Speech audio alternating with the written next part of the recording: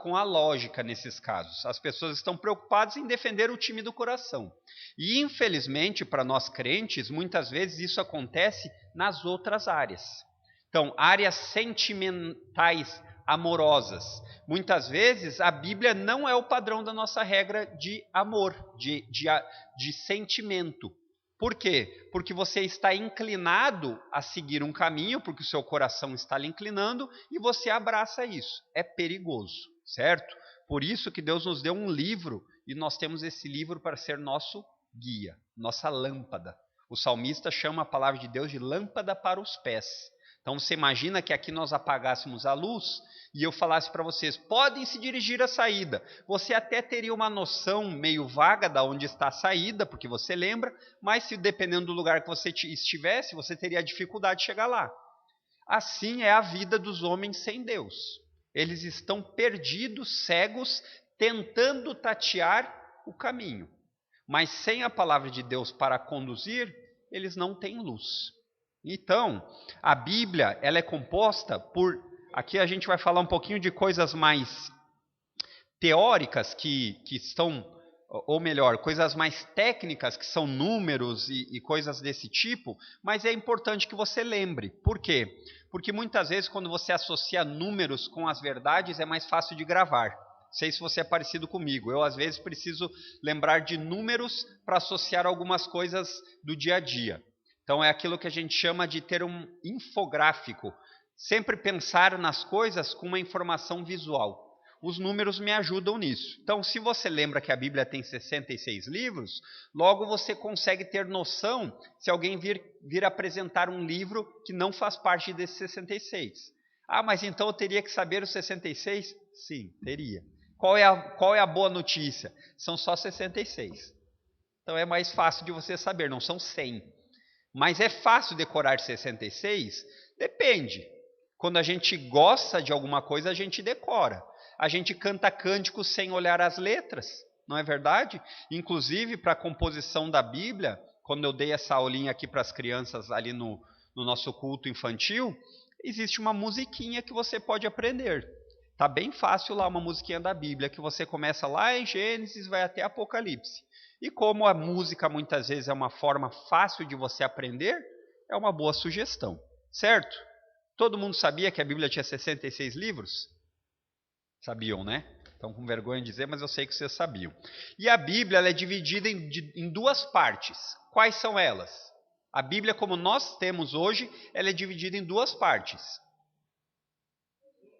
Antigo e o Novo Testamento. Então, como eu gosto sempre de falar aqui, que eu falei a vocês, que eu gravo alguns eventos ou algumas figuras ilustrativas para me ajudar, existe um evento no meio desses dois testamentos que ele é o que divide o antes e o depois.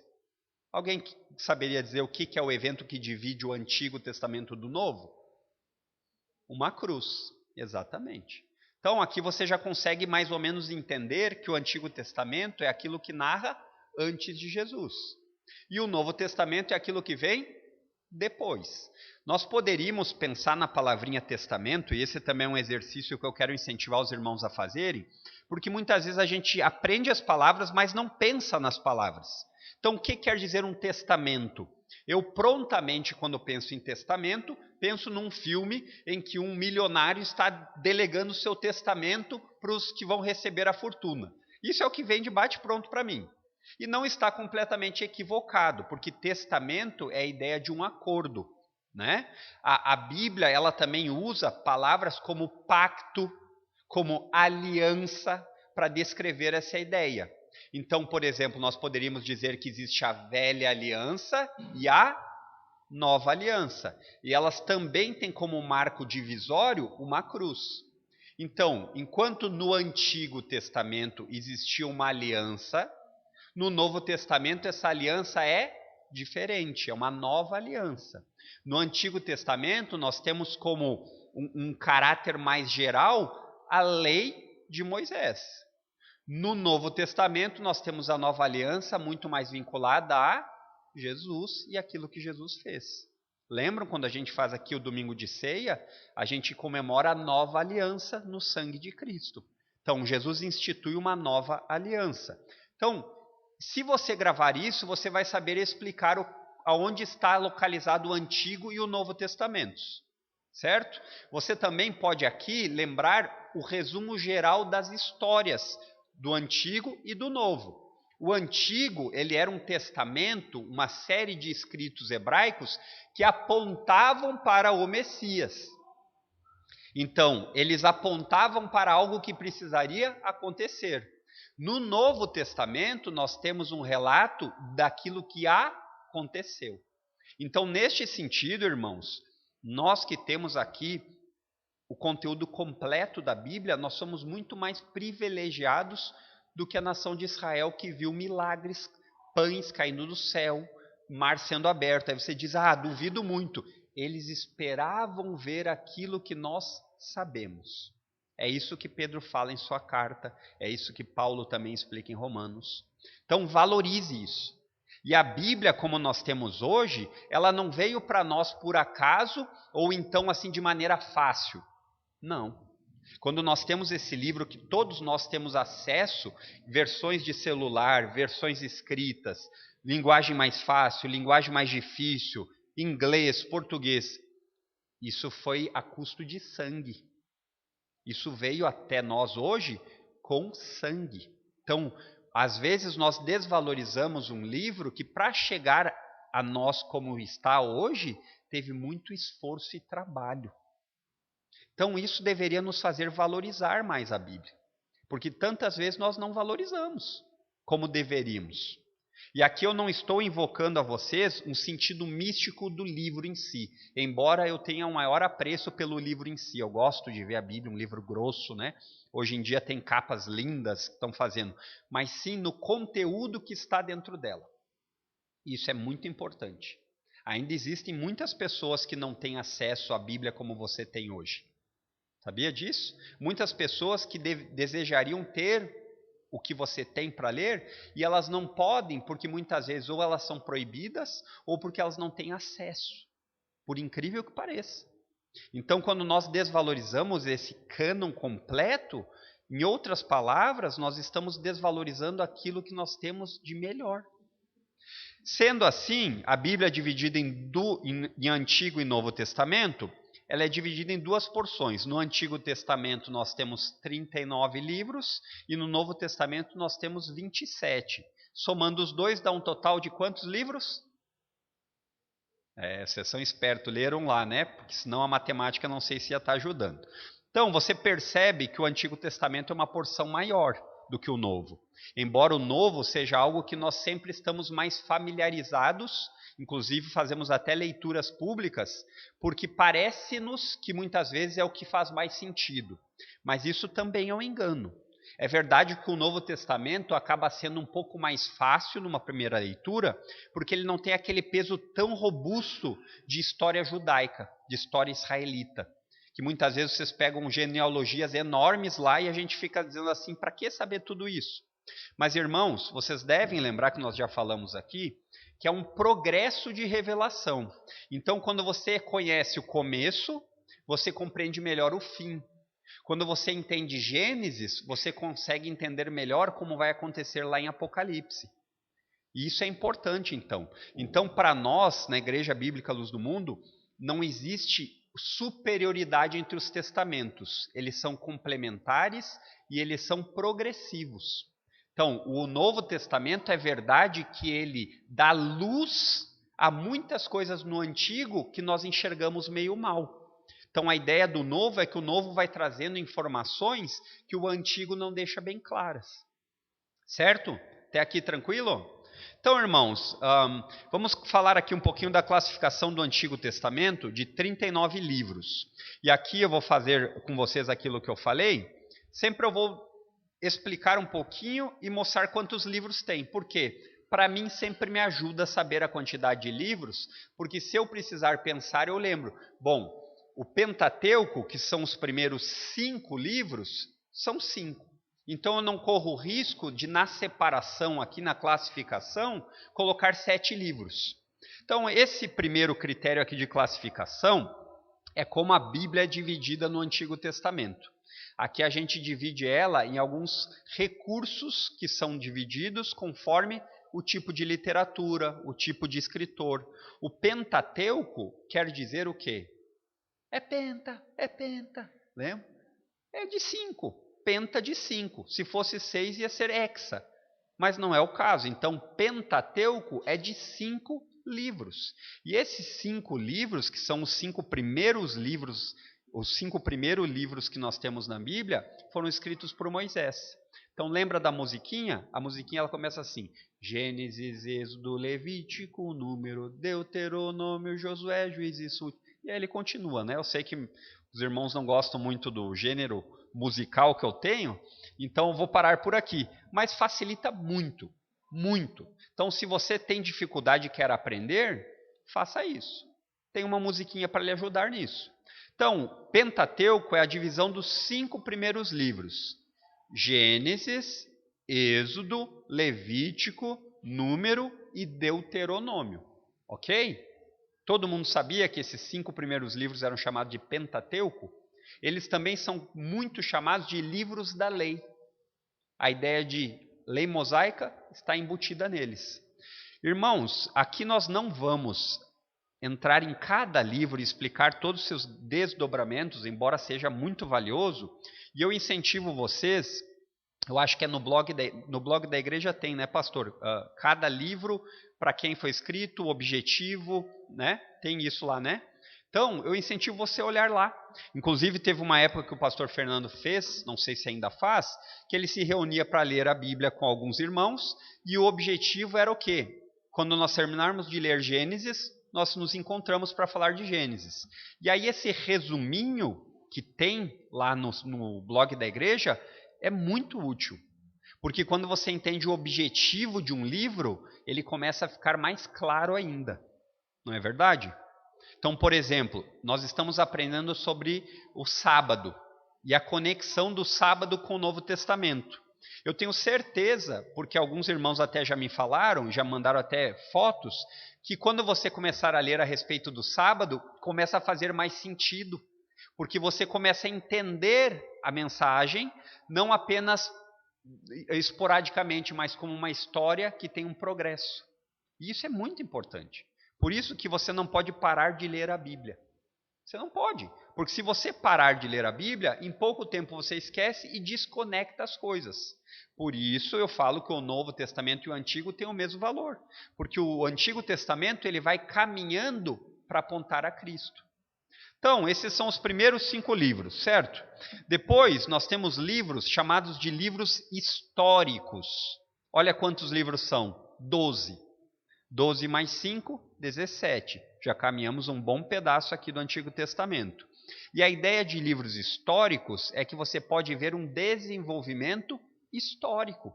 Coisas que aconteceram no tempo e no espaço e que são relatados nesses livros e que você pode entender um progresso.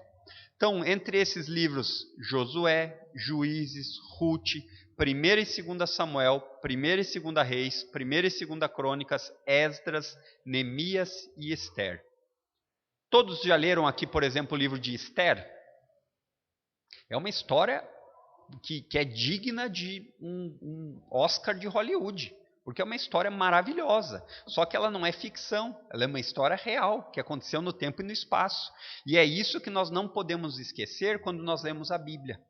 Porque muitas vezes nós somos levados a pensamentos que são incutidos em nós pela cultura, ou seja, quem for, que não podem haver milagres.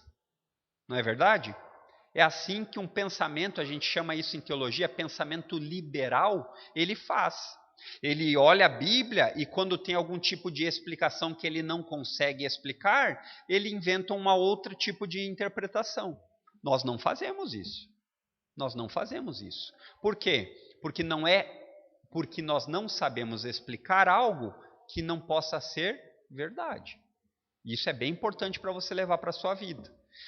Se você pensar nisso, quando você for fazer um seguro, você vai ver que lá nas cláusulas dos seguros tem os desastres naturais, né? O que eles estão querendo dizer lá no seguro? Eles estão dizendo assim, olha, esse tipo de desastre nós não temos controle. Por isso, ou nós vamos dar o seguro, ou ele vai ser mais caro por determinada situação. É a mesma coisa dizer assim, olha, quando existir um milagre nós não sabemos explicar, ou não sabemos prever.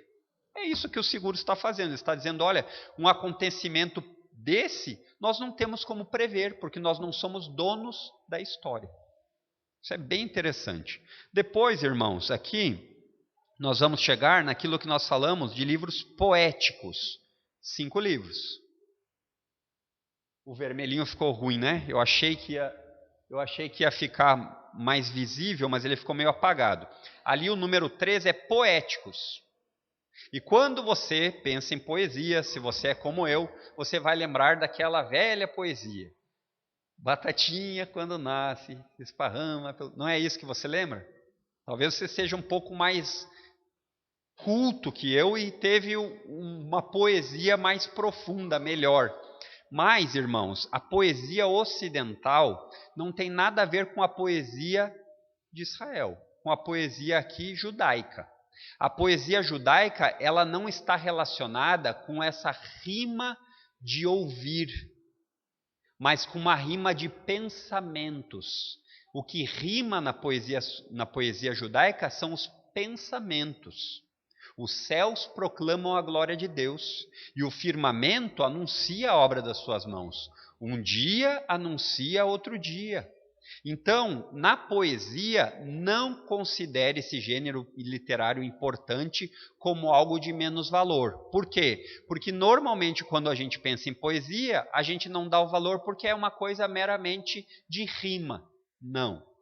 Para essa classificação do Antigo Testamento, nas poesias aqui, nos termos poéticos, você não pense assim. Tanto é que dentre esses 5 livros, Jó, Salmos, Provérbios, Eclesiastes e Cantares, a poesia aqui muitas vezes é descrita com uma característica de sapiencial, de sabedoria. E o que é isso para a Bíblia? Sabedoria para a Bíblia não está relacionado com PhD intelectual. A sabedoria, do ponto de vista bíblico, não é você saber de cor todos os livros da Bíblia, embora isso seja bem bom. Não é você aprender 20 idiomas, embora isso seja bem bom. Não é você saber tocar 15 instrumentos, embora seja muito bem-vindo. A sabedoria bíblica, ela sempre está relacionada com conhecer a Deus e temê-lo. Quanto mais um homem e uma mulher conhecem a Deus por meio da palavra dele, mais sabedoria eles adquirem. Por quê? Porque você aprende a viver de acordo com como agrada a Deus. Então, por isso que muitas vezes um semi-analfabeto que consegue ler as Escrituras, que tem uma comunidade que o ensina e que coloca esse conhecimento aprendido em prática, ele tem muito mais sabedoria da parte de Deus do que um médico que faz operações do coração. Pesado essa comparação, né? Choca, né? Você pensar isso, você vai dizer. Então você está dizendo que um gari, um lixeiro, ele pode ter mais sabedoria do que um médico? Sem sombra de dúvida. Sem sombra de dúvida. E essa sabedoria, irmãos, que eu fortemente recomendo, porque a Bíblia recomenda, é a que nós devemos procurar. Ah, mas então eu devo deixar o resto de sabedoria que não é bíblica? Não, pelo contrário. Se encha de sabedoria, mas para a glória de Deus. Não meramente para tornar um intelectual de coração duro. E isso acontece na teologia. Isso acontece. Muitas pessoas aprendem teologia e se tornam arrogantes intelectualmente e esquecem que o conhecimento teológico sempre visa o amor e a edificação do corpo. Ah, mas então aí vem o outro extremo, né? Então abandonamos, não vamos estudar nada. Não, não é esse o pensamento. Jesus, quando confrontou os fariseus em várias vezes, Jesus nunca condenou o pensar, mas ele dizia assim, olha, o pensar de vocês deveria levá-los a um raciocínio correto.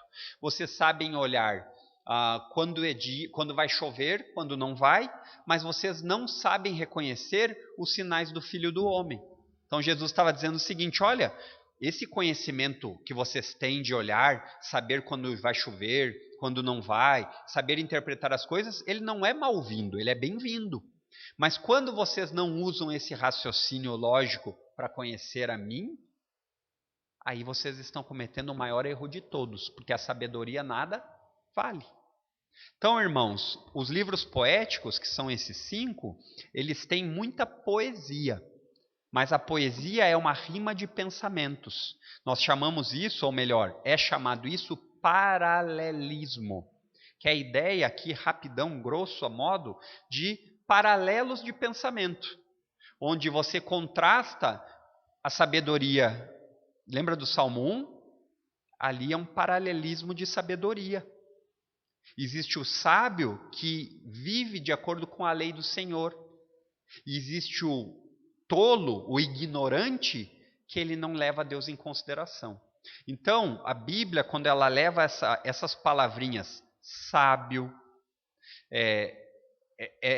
tolo, ignorante, ela não está relacionando, em primeiro lugar, com falta de conhecimento intelectual, mas sim com falta de conhecimento de Deus. E isso é o que nós crentes devemos ter a maior preocupação. Que nossos filhos conheçam a Deus mais do que eles se preocupem em conhecer TikTok e métodos de fazer cortes para um vídeo ficar legal. Ah, mas então devemos abominar um videozinho legal? Não. Mas o quanto tempo o seu filho gasta nisso, proporcionalmente em tentar conhecer a Deus? Esse é o ponto. Ah, mas então qual seria o objetivo de... Como que nós faríamos? Quanto mais você conhece a Deus, mais a prática da sua vida glorifica a Ele, inclusive em videozinhos. Então não é uma coisa, deixa de fazer uma e se dedica só a ser um intelectual bíblico. Não. Mas é conhecer biblicamente para que as coisas que você faz, quer você coma, quer você beba, ou faça qualquer outra coisa, faça para a glória de Deus. Só que muitas vezes nós não estamos preocupados com isso, com uma mente que procura agradar ao Senhor em todas as coisas. Como nós vemos isso? Nós vemos isso, por exemplo, com um simples passeio no clube de fim de semana.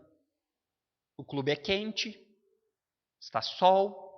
Então, na primeira oportunidade que eu tenho de um sol quente, eu fico seminu, mostrando o meu corpo para todas as pessoas que não é minha esposa. Estão entendendo? Isso é cosmovisão. É cosmovisão bíblica. Deus lhe deu o seu corpo para sua esposa e o da sua esposa para você. Então nós deixamos de aproveitar o clube? Claro que não. Vamos aproveitar e muito, mas nós temos um conhecimento que deve ser colocado em prática. Isso é duro, gente. Por quê? Porque todas as vezes que o sentimento prevalece, a boa teologia desaparece. Porque é mais fácil. É mais fácil se unir aos costumes que estão por aí. É mais fácil. Não é verdade? É mais fácil. Jesus nunca disse assim, me sigam que eu vou deixar tudo mais fácil. Não. Ele nunca disse. Ele disse, meça o preço. Lá em Lucas 16, tem lá, meça o preço. Qual rei ao ir para a batalha não mede se ele tem mais ou menos exército para não chegar lá e ter que pedir arrego para o outro rei? Meça o custo. Então seguir a Cristo nunca lhe prometeu facilidade, mas lhe promete uma vida eterna que não se resume a esse tempo aqui. Então, em quarto lugar aqui, os livros proféticos, ali apagou, né, o azul em alta subindo e mesmo assim ainda continua apagado aqui. Então ali, irmãos, são 17 livros proféticos, e nesses livros aí proféticos, ali estariam, por ordem, Isaías, Jeremias, Lamentação, Ezequiel e Daniel. Esses estariam em azul. Dá para enxergar? Não, né? Então, são 17 livros. Aqui já fica um exercício forçado para você decorar pelo menos esses. Pelo menos esses 5. Os 5 primeiros. Que são Isaías, Jeremias, Lamentações, Jeremias, Ezequiel e Daniel. Depois em amarelo vem Oséias, Joel, Amós, Obadias, Jonas, Miqueias, Naum, Abacuque, Sofonias, Ageu, Zacarias e Malaquias. Bastante ias, né? Então, é outra coisinha que dá para lembrar. Então são 17 livros proféticos. Por que eu separei em azul e amarelo? Porque existe uma divisão que é feita entre profetas maiores e profetas menores. Os profetas que tinham mais de 1,85 m eram os profetas maiores. E os que eram pequenininhos, a maioria era pequenininho ali, ó. Não, irmãos, não está relacionado com isso. A ideia de profetas maiores são escritos mais extensos. Aqueles que têm mais volume de escritos. E esses são 5.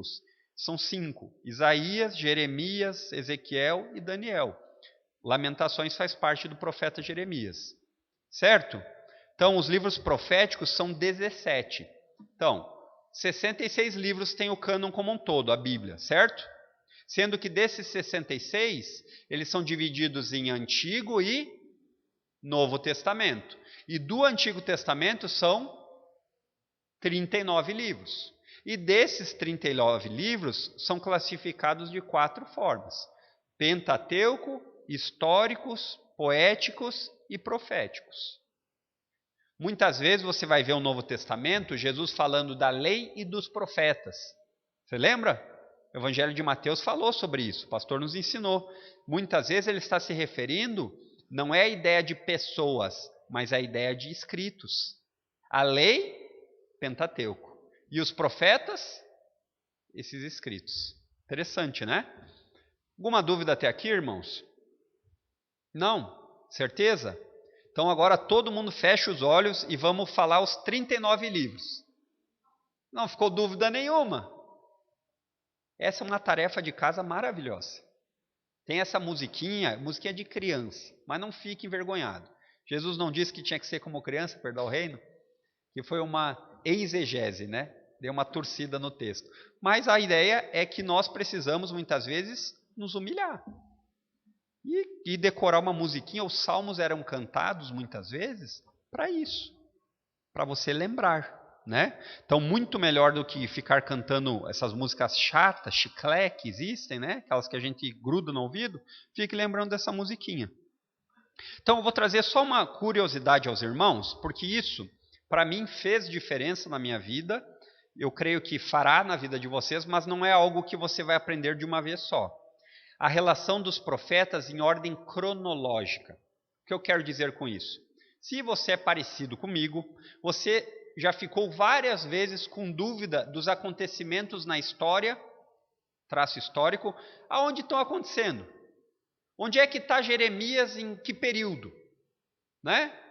Estão entendendo? É saber pensar nisso e conseguir colocar no lugar certo da história os eventos.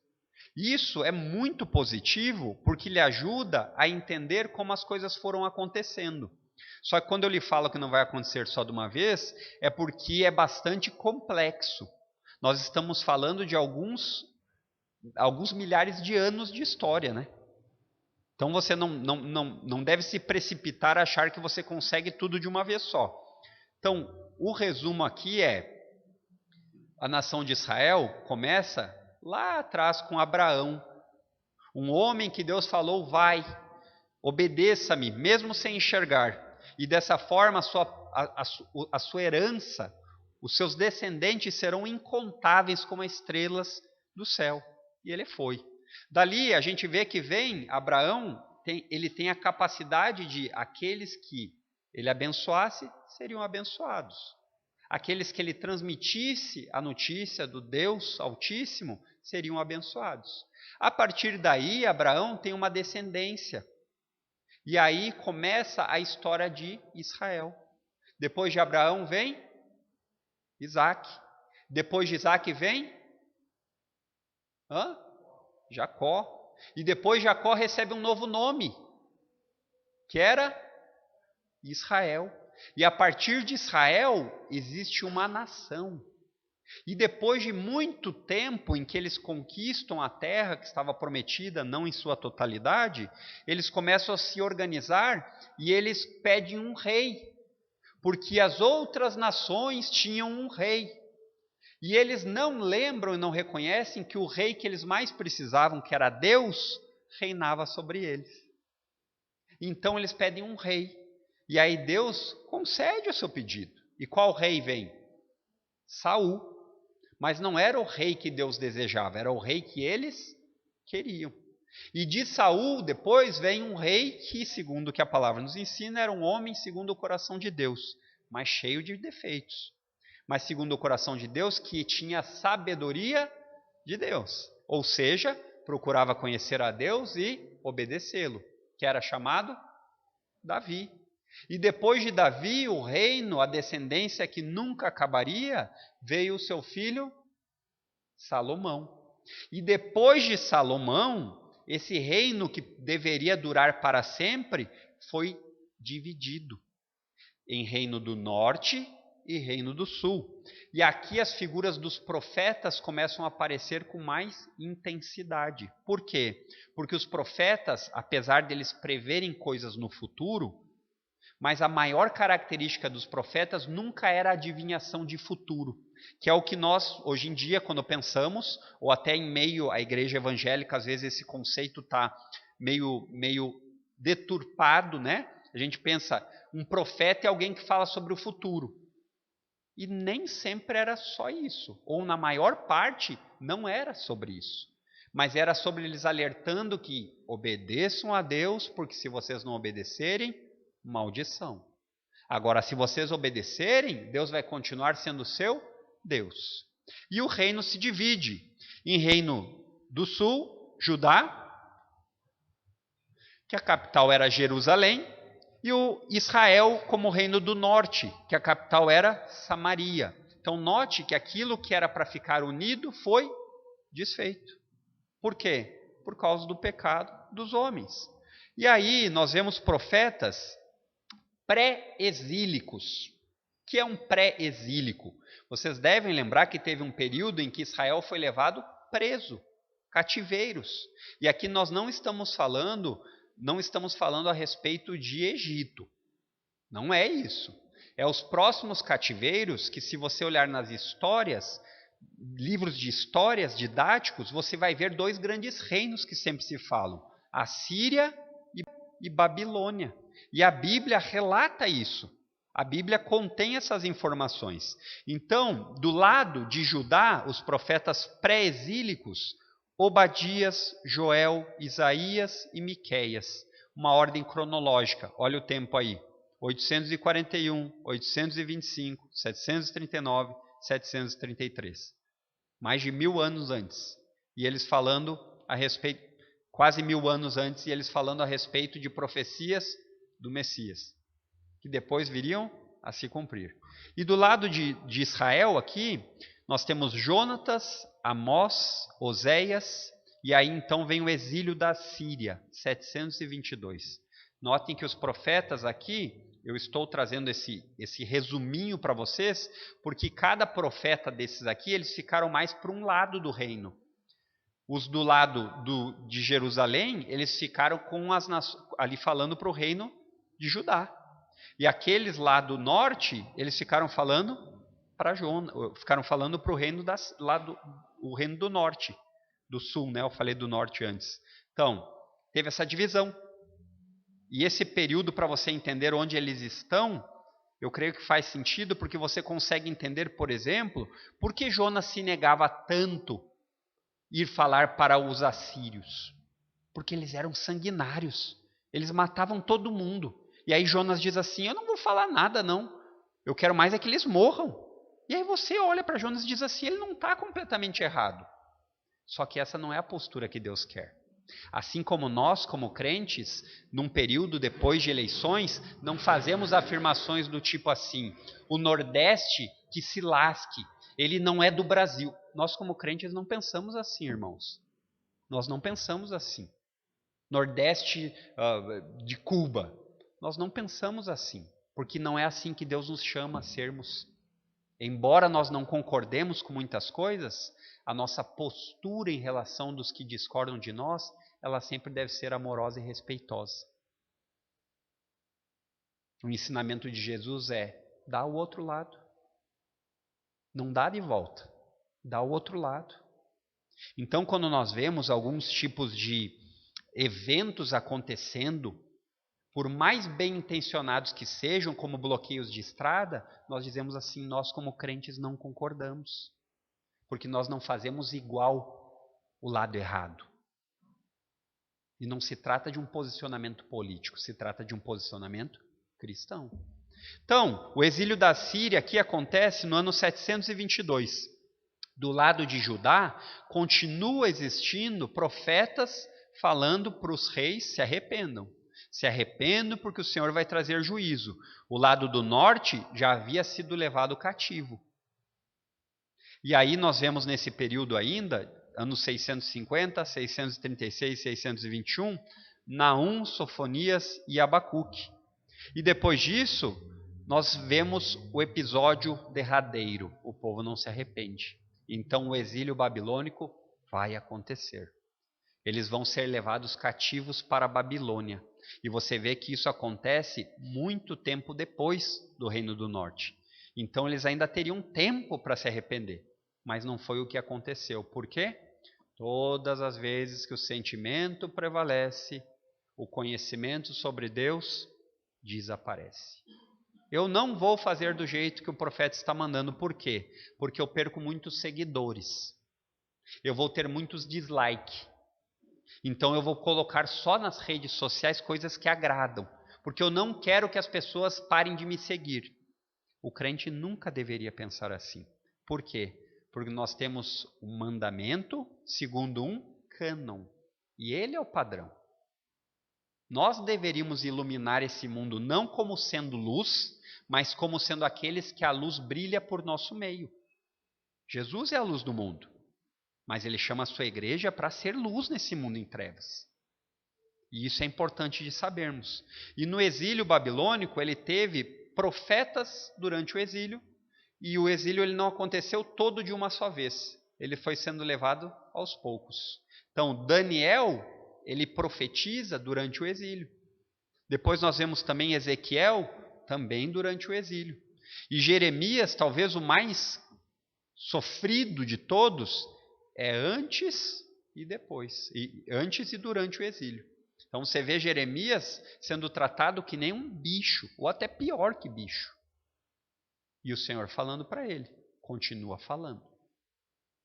E ele sabendo das coisas que iam acontecer com uma nação que não aceita obedecer a Deus, e ele continua falando. E assim é a nossa postura, irmãos. Como profetas de Deus, no sentido de proclamadores das boas novas, nós temos que continuar falando de Deus, do Evangelho, da necessidade de arrependimento, de salvação. E por fim, irmãos, aqui, os profetas pós-exílicos, Ageu, Zacarias e Malaquias. Malaquias encerra o Antigo Testamento e depois demora um bom tempo onde nenhum profeta falou. Alguém sabe o nomezinho que se dá para isso? Fica fácil, fala assim, um período de silêncio. Né? Fica mais fácil, né? Então você vai ver que entre esse processo profético, depois houve um silêncio. Não continuaram falando. Pelo menos não com a autoridade que nós temos de cânon. Ok, irmãos? Ficaram com alguma dúvida? Deu para ter uma noção geral? Isso aqui é história pura. E muitas vezes a história nós precisamos mastigar devagarzinho. Por quê? Porque ela é densa, ela é pesada. Então não é algo que você diz assim, aprendi hoje e não esqueço nunca mais. Não, isso aqui você vai ter que voltar seguido. Depois, se os irmãos quiserem, tem esse infográfico aqui, cortesia do pastor Fernando, que aqui está meio difícil de ver por causa do slide, mas basicamente ele está fazendo isso que eu disse para vocês. Lá em cima, ele vai estar escrito reino dividido, norte e sul. E ali vai ter os profetas, o tempo que eles profetizaram, que eles viveram. E eu até desafio você a cruzar com aquele infográfico que eu já trouxe dos reis. Lembram dos reis? Não, né? Eu desculpo vocês porque a gente esquece mesmo. Mas eu trouxe há muito tempo atrás, não tanto tempo assim, um infográfico com os mesmos períodos com os reis do norte e do sul. E um exercício bacana é você fazer um cruzamento, de olhar lá as datas e ver que profetas estavam profetizando no período de que rei. Isso é bem legal. Isso é bem legal. E aí, quando você for ler Primeira Crônica, Segunda, Primeira Reis, Segunda, vai fazer muito mais sentido. Porque lá você escuta vários reis, e às vezes a gente fica dizendo assim, mas que é esse, né? Quem é esse? Por quê? Porque a gente não conhece a história, né, de Israel. Alguma dúvida, irmãos? A dona Luísa, sempre pontual.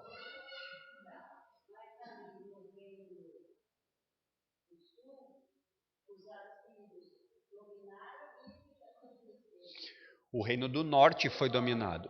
Os babilônicos, né? Os babilônicos, no ano de 586, eles levam o reino do sul, o reino de Judá cativo.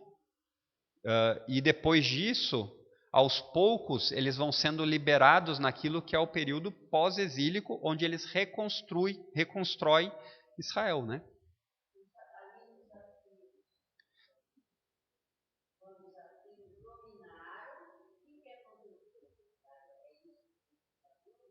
Os assírios não conquistaram Judá. Quem conquistou Judá foi a Babilônia, os babilônicos, certo? Então, nesse período aqui, eles no máximo estavam governando e controlando as coisas, mas eles não levaram a nação de Judá cativa. Ainda demorou um bom tempo. Ali viviam tendo, né, as guerras entre eles, e Nabucodonosor foi um dos últimos que foi quem conquistou a Síria depois. Isso depois de umas cambalhotas, né, irmãos? Porque tem vários reis que vêm vindo na sucessão. Então, acho que é isso que você queria saber do período. Note que é bem curioso ali, só um pouquinho, Fábio. Note que é bem curioso que existia um tempo, isso é o que me chama mais atenção, existia um tempo grande entre o cativeiro assírio e o cativeiro babilônico. Ou seja, para uma pessoa inteligente, ela diz assim: tem alguma coisa acontecendo aqui. Nós temos um histórico de vitórias de Deus por nós, porque aqui muitos tinham história para saber, contavam dos pais para os filhos, e mesmo assim eles diziam assim: vamos continuar do nosso jeito. Vamos continuar do nosso jeito. E aí acaba resultando cativeiro. Fala, Fábio.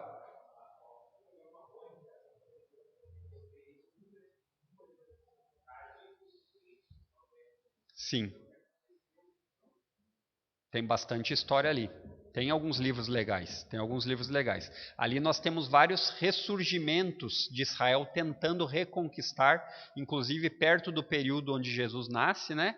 Que já é o Império Romano, do grego passa para o romano.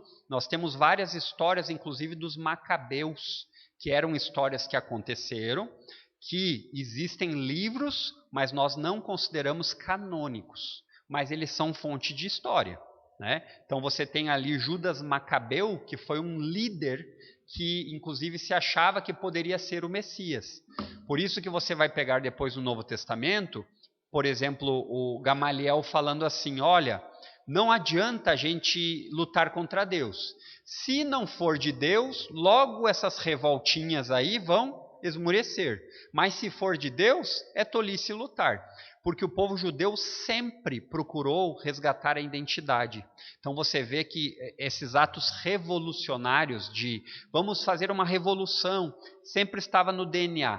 Por quê? Porque eles esperavam o descendente de Davi, que reinaria sobre eles com mão de ferro e derrotaria todos os inimigos. Então você começa a entender um pouco da história e como ela faz sentido.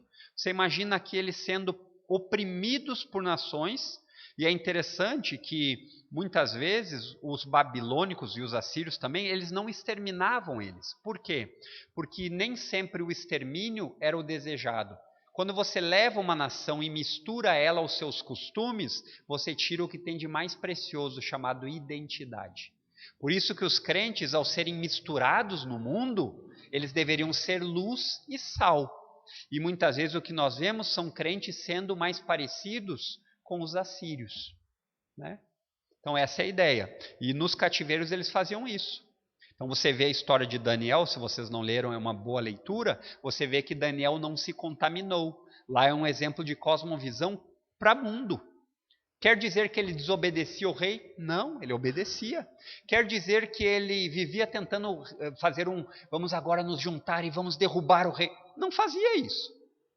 Você pode ver que ele não fazia isso. Mas ele tinha limites que ele dizia assim, eu obedeço a Deus. É proibido orar. Eu continuaria orando, não importa as consequências. Certo, irmãos? Semana que vem nós vamos entrar aqui no Novo Testamento e aí a gente vai dar continuidade aqui. Bem, vamos ter uma palavra de oração? Obrigado, Deus, por esse tempo precioso aqui juntos. Nós te agradecemos pela liberdade que temos em Cristo. Te agradecemos pela liberdade que temos no nosso país de podermos falar a respeito do teu Filho, podermos ter as nossas Bíblias, confessarmos a nossa fé. E nós te pedimos a tua ajuda, que o Senhor fortaleça os nossos corações cada vez mais, que o Senhor nos dê a sabedoria de saber que mesmo em tempos difíceis, o Senhor está conosco. E que o Senhor nos ajude a ter a convicção de que em momentos duros e difíceis, nós devemos continuar sendo proclamadores do teu Evangelho. Nos ajuda a ter uma coragem que muitas vezes nos falta. Nos ajuda a ter a sabedoria que por tantas vezes está longe de nós. Para que nós possamos cada vez mais te conhecer e te tornar conhecido nesse mundo em trevas. É o que nós te pedimos em nome de Jesus. Amém.